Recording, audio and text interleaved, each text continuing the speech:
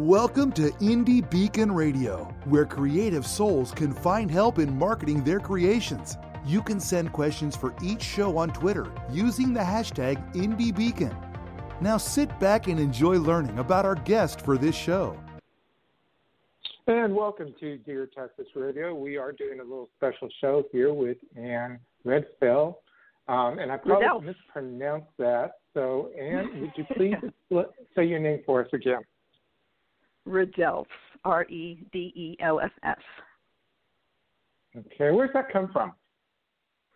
It's supposed to be German, but when I was in Germany a few years back, no one had heard of it before, so that's a mystery. One of those European trips somebody took and just kind of dotted the landscape as they went through. I'm guessing. You have written some very interesting books, and your writing career actually started when you were assessing children as a pediatric residency. Help me understand how that got you launched into writing books on wellness and health that is for general public and not just for pediatrics.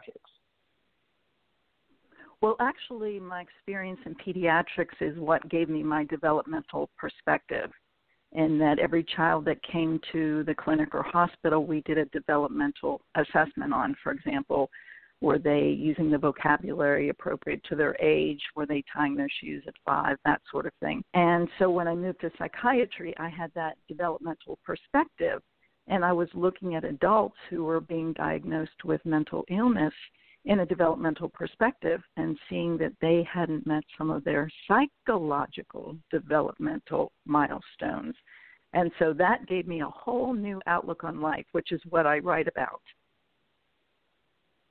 But I actually started writing in 2005. So one of your first titles, which seems appropriate then, is With Every Addiction, Infants Are Trying to Meet Their Needs. So that's that correlation between the two, correct? Yeah, and in that book I talk about how every unhealthy dependency, whether we're addicted to drugs, sweets, shopping, or work, is a wounded inner infant seeking attention. And do you remember the author John Bradshaw and how he published the fact that we all have an inner child, which I feel most people know about. But most people don't seem to know that there's also an infant inside each one of us who also runs our lives from time to time. And we all know that physical infant is the most dependent of all human beings, and every baby is dependent upon human beings meeting his or her physical needs. Well, the psychological infant is naturally dependent, too, upon human beings meeting his or her psychological needs, the needs of the mind and heart. And when we adults are dependent on people, things, and activities that are harmful to us, it means that this infant inside us bonded with something harmful early in life. So in a healthy family, infants bond with healthy human beings, and they seek this familiar experience as they physically grow. And when healthy human adults are not consistently available, as in dysfunctional families, infants bond with whom or what is consistent, which may be alcohol, sugary treats, illicit drugs, or the addicts themselves. And as these children physically grow, they then seek what or who resembles the familiar dysfunction. So when babies don't get what they need, they learn to need what they get. So in my book, With Every Addiction, Infants Are Trying to Meet Their Needs, I teach the reader to recognize when the inner infant is running a person and to embrace this inner infant and finally meet his or her true needs. And this addiction book contains a lot of exercises so readers can apply the material to their loved ones or themselves. It seems in today's society there's a huge need for this. Am I missing something in that respect, or is that accurate? Yeah, as a matter of fact, that's one of my goals. I'm currently in the process of writing a series of booklets that address the major social problems in our country. So this is one of them, addiction. And the other book, Illness Can Be the Cure, is about recovering from illness. And the other topics I plan to address are the stages of human development, post-traumatic stress, and the traumas that interfere with our psychological maturation, what happened to healthy American families, the belief system of aging, and so on. That'll keep me busy for a while. Yeah, exactly. I was going to say there's plenty of stuff for you to write about. In your long-term goal, how do you see this playing out as far as a period of time? I mean, this is a process of healing that doesn't happen overnight. So through your books, how are you seeing it map out and working for people who want to improve upon their lives and to heal in some degree? Well, first of all, it's new information. Most people don't know much about development. They know about physical development, but they don't know about emotional development and the stages of emotional development. They don't know about the development of the mind and the stages of development of the mind. And on my website, actually, I have a quiz for people to take to see where they are in their development, and I give them instructions on how to further their own or others' development. And it just teaches listening. When people get a developmental perspective, they start paying more attention, becoming more aware, and noticing where people are, and also sensing inside themselves how they can help this person on their journey and themselves on their own developmental journey. So it's exciting when people see the information and let it start percolating and begin to see the possibility for themselves in their own lives and others' lives. Because if we have a perspective of, for example, illness, oh, you have this disease process, it's terminal, well, that's one perspective. There are all these other perspectives when you learn to see things developmentally, meaning that this illness is in my life to get me to move in my development so it can be an opportunity for growth. We don't have to die of a terminal illness. We can if we want to, but why would we want to? When we learn to listen to the soul, we see it as a very, very strong encouragement to make some changes now. There's an urgency. So that's the exciting thing, to be able to give people new information they may not know and help them to start implementing it in their lives. And it's hard because when things are new, people don't know much what to do with them, and it takes baby steps sometimes, and which is the inner infant again, walking people through the new process. Yeah, and to that baby step aspect, it would seem to me that a lot of people would not want to necessarily know that they are not a grown, mature person, whether it be psychologically or physically in some respects. So, I mean, what's the challenge in getting them to take that test to begin with? Good point. To me, I liken it to small children who like to dress up. And when our inner infant or young child is running us, we may be dressing up like an adult and going through the motions and saying what adults are supposed to say, and all this is an act. And you're right, it can be quite startling to realize we're not nearly as far along in our development as we could be.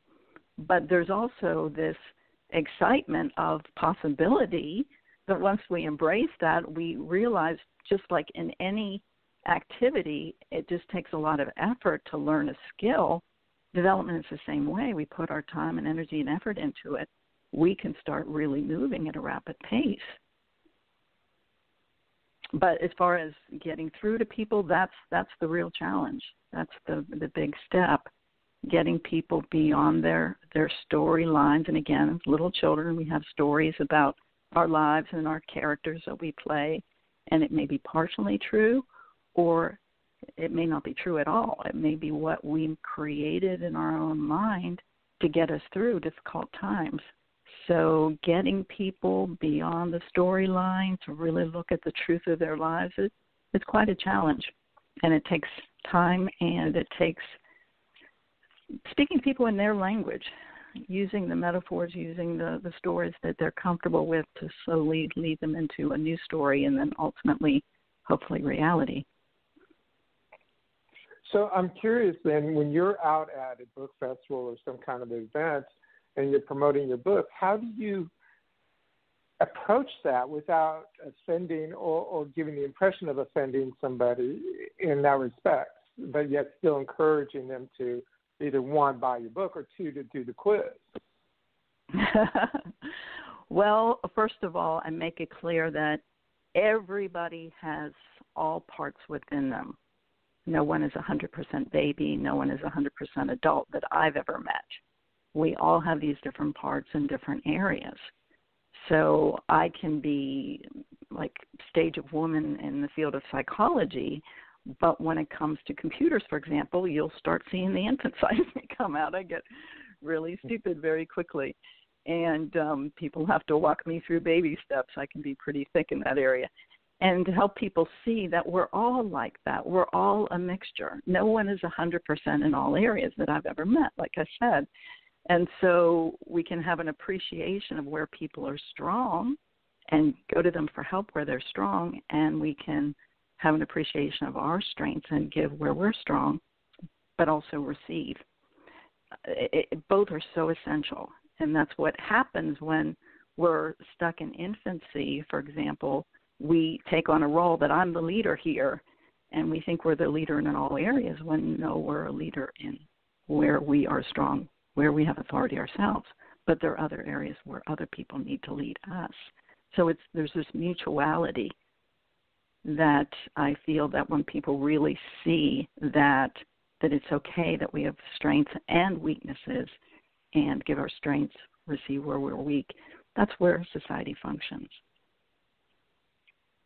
And does that answer your question? That's also where we seem to be, and see, that it seems to be where we're lacking as a society these days, is not acknowledging our weaknesses because it's deemed as inappropriate and or weak. So it's a challenge for everybody out there. I myself, even though I deal with marketing and things of that nature, I realize that it constantly is changing, and it's not always something that I can keep up on, and I do need help from others and stuff like that. We are at a point where we're going to need to take a break for our sponsors, but when we come back, we'll go into a little bit more detail about your two books and how they differ, and we'll also be talking about The Awakening Storm, which is another book of yours. But before we go, if you would please let people know where they can find you and reach out to you, and also find your books. My books are on my website, and The Listener, ANNE, thelistener.com. And your books are available in all the regular bookstores? No, actually, they are on Kindle, on Amazon, as far as Illness Can Be the Cure, and With Every Addiction, Infants Are Trying to Meet Their Needs. But they are not out in bookstores currently, but they're on your site. Yes, which is books.txauthors.com. Well, great. We will step away, let the sponsors do their thing, and we'll be back in just a couple minutes.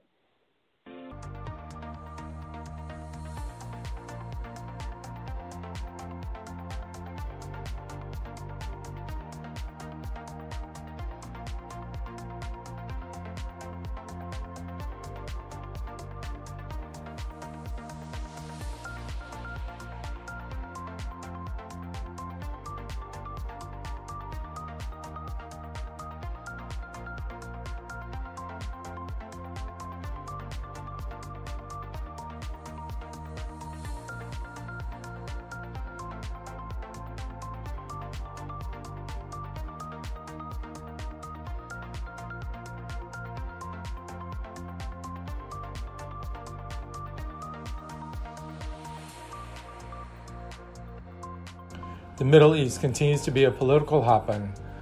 Author James E. Doucette's new novel, The Last Assassination, takes you into a web of intrigue and deceit. The findings shock the Washington establishment and will jolt the reader. Available at your favorite bookstore or at books.txauthors.com.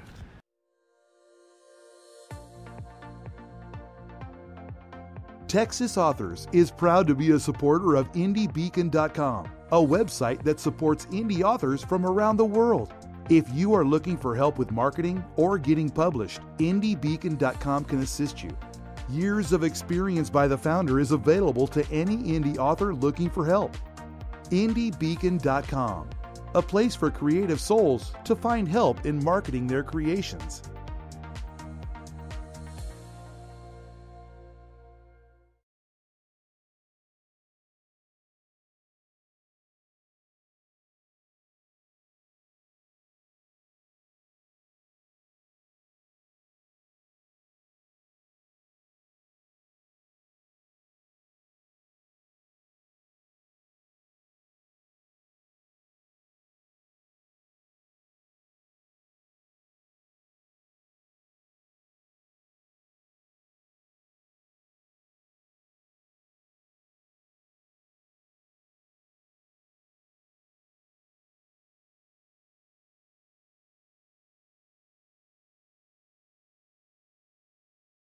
Welcome to Indie Beacon Radio, where creative souls can find help in marketing their creations. You can send questions for each show on Twitter using the hashtag IndieBeacon.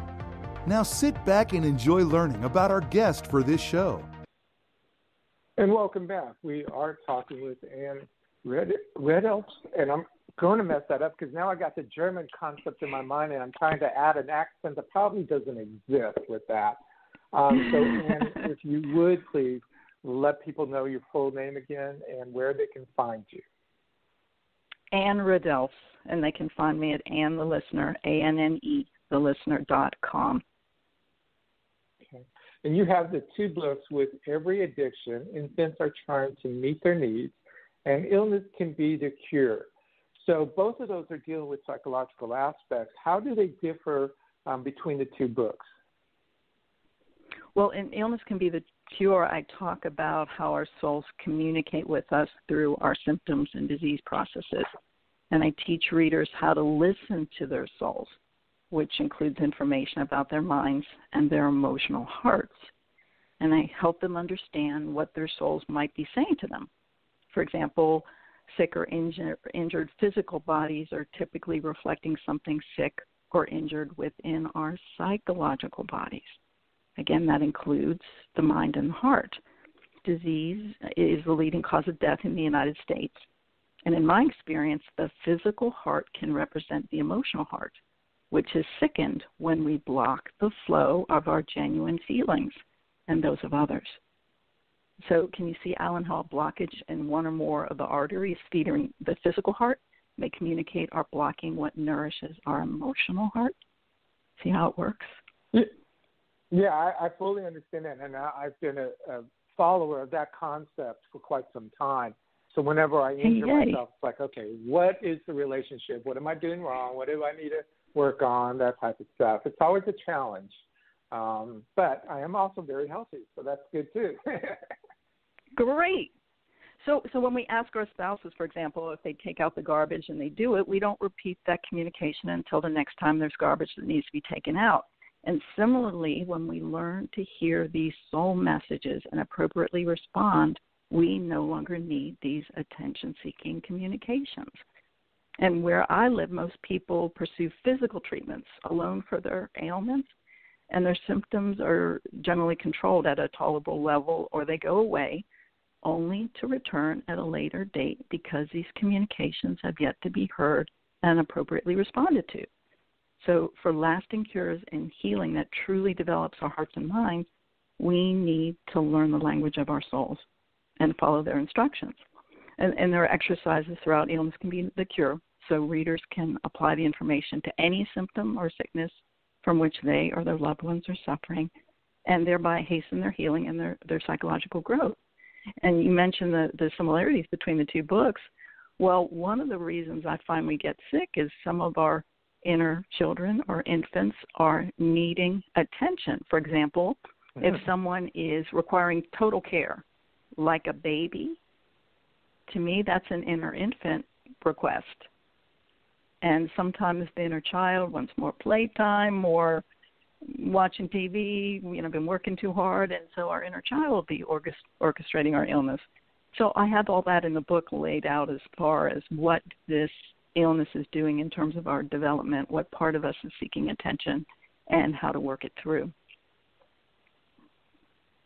Now, your third book that you have, The Waking Storm, is quite interesting because you were in New Orleans when Hurricane Katrina was approaching, so you've actually written a book about that concept, the trauma that was involved with trying to leave the city beforehand and stuff of that nature.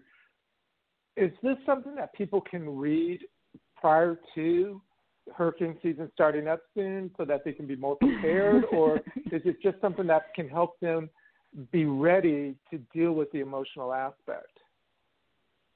Well, it's a book about trauma and how trauma affects all of our lives.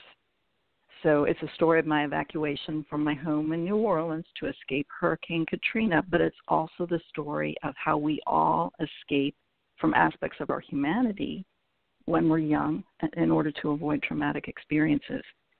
So say we have a dysfunctional family that's physically abusive, we may evade our physical feelings and become physically numb. If our dysfunctional families are emotionally abusive, we may evade our emotional feelings and become emotionally insensitive. And if our dysfunctional family is mentally abusive, we may evade our minds and stop questioning and thinking for ourselves. And of course, much of the abuse, neglect that traumatizes us may not be from our own families, but perpetrated in daycare centers, schools, scout camps, churches, and so on. But when we become so insensitive in reaction to our own traumas, we don't notice. So in my book, The Awakening Storm, I describe the impacts of trauma on human beings, and the infant parts of us imitate our traumas, and our youngest inner children tend to avoid these traumas, ignoring the people, places, and things that remind us of these traumas. So by examining these compulsions to recreate or avoid trauma in people within all aspects of our society, I show how the average person in our nation has post-traumatic stress. The infant parts of these people are acting out their unresolved traumas within businesses, the media, our legal system, medicine and mental health, schools, religious institutions, politics, and the average home. So post-traumatic stress is epidemic in our nation, and I explain that. But because we give a legion of names to the two types of symptoms, recreating or avoiding trauma, we're not seeing the simple truth that the vast majority of our people are suffering from unresolved trauma. This may be going out on a stretch, and by no means am I implying anything to you personally in that respect, but I'm curious if this Me Too movement is not only that personal aspect for people saying enough is enough, but as a larger society aspect, realizing the damage and the hurt that's been going on. Is this something that has moved us to want to get that corrected and healed on a more larger aspect versus just the individuals that have been hurt? Am I off base on that, or is that something? Oh, no, I agree with you. Absolutely. And the recreation of trauma, which I mentioned is typical of the inner infant, is what these perpetrators are doing. And so I want to get this information out that it's normal to be very angry and feel hatred toward people who victimize you. That's very normal, and that's something to be worked through. But ultimately, we have to realize it's also an inner infant. It's a psychological baby. And the cure is not to just imprison, although there's a time and place for that, but to rehabilitate a person who's stuck in infancy. Wow, they themselves have had overwhelming trauma that they're recreating. So I try to teach compassion and to help these people who are so wounded that they're compelled to recreate their traumas. So we are coming out of toddlerhood ourselves, which is avoiding trauma, which I've already mentioned, and beginning to look at it, be aware of how prevalent it is, and hopefully heal it within ourselves and those in our lives. So we are evolving as a nation as well as individually. And this Me Too movement is part of that evolution. I agree.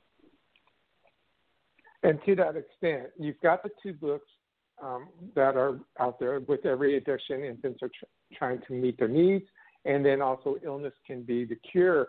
We have just a few minutes left. So what is the next book that you have coming out? Well, I think I'm going to write a book started on post-traumatic stress, so people can see it. It's in all of our lives. It's in our families. But we've been taught to call it something else. We've been taught to call it physical illness or psychological illness, or he has a criminal mind, or that's just a corrupt politician. And this is what post-Katrina New Orleans taught me after the levee disaster. I was walking around in the city where it seemed to me everyone was traumatized. And I was able to see that global, this is what we're all suffering from, but we're calling it corruption, criminality, illness, when it's just post-traumatic stress. And in that, there's something we can do to further the development of us all, working through our trauma and going on in our human development. Out of curiosity, when you see people that are working with, say, for example, soldiers who are suffering with PTSD, are they also possibly working through their own trauma, their own symptoms, yes, in order to help somebody else? They're helping themselves at the same time? Yes, I find that when trauma surfaces, for example, let's say a soldier coming back from being in the Middle East, and his apparent post-traumatic stress was, of course, being in a very violent situation, but he had unresolved childhood trauma. So it's all kind of wrapped up together. And where it first manifests is where often we've had enough, we've reached our limit. And it gives us an opportunity to really clean up all the years where we've had many, many traumas. And we live in a traumatic world. So this is one thing with the Me Too movement as well. I feel like it's coming up in one area, but most people have many, many traumas over many, many years. That what the tip of the iceberg is just showing us in one time in one place what's been going on for quite some time. And all that's stored in the unconscious mind. So just as 90% of an iceberg is below the surface, we have a lot of stuff in our unconscious that needs to be worked through. And that's part of human evolution, is to bring that iceberg to the surface, make it conscious, work it through. So then we can be in any traumatic situation that we're called to be in, and it doesn't traumatize us. We can be effective and leading change. We have just about 30 seconds left, and I would like people to know where they, again, can learn about what you do, to take the quiz on your website, and where the books are available. So if you would, please let everybody know. AnneTheListener.com, ANNE, thelistener.com. So I'm not the only one to mess up the name there. No. That was ANNE, thelistener.com. You can find her books on her website, also in Kindle and Amazon, as well as books.2xauthors.com. I thank you very much, Anne, for being with us, and we do wish you a lot of luck with your books, and we look forward to seeing the next one coming out. Thank you so much. Award-winning children's author Maria Ashworth has written books that deal with today's issues for children like bullying, friendship, blended families, love, and acceptance.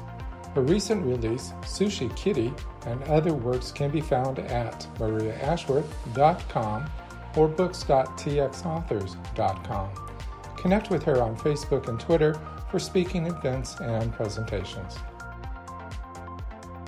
After his mother is murdered, teenager Scott Harold with his feisty new girlfriend Jessie uncover an illegitimate past that leads them to the Oval Office. Will they reach the president before the killer gets to them? Identity Check, a thriller by author Rich Allen. Available in print or Kindle at Amazon.com. Thank you for listening to Indie Beacon Radio, where creative souls can find help in marketing their creations. To learn more about Indie Beacon services, to be a guest on the show, or to advertise on our show, please visit our website at indiebeacon.com.